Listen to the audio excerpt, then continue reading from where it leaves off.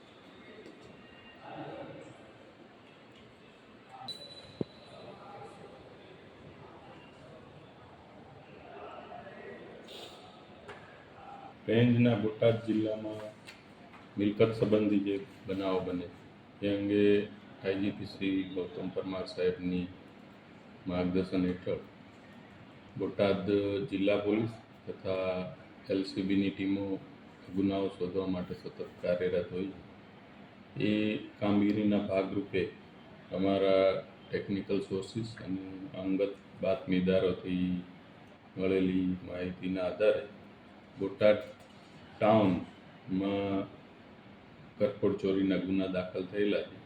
એ ગુનાઓના તપાસની કામગીરી ચાલુ હતી। એ દરમિયાન બે આરોપીઓ છે, ચતુર ઉર્ફે કેકરુ ગભરુભાઈ ડાભી, આ મૂળ બગસરાનો છે અને હાલ ભરૂચ ખાતે રહે છે, ઝઘડિયા તાલુકા। એનો ભાઈ છે અશોક ગભરુભાઈ ડાભી, જે બગસરા નટવરનગરમાં રહે છે। આ બંનેને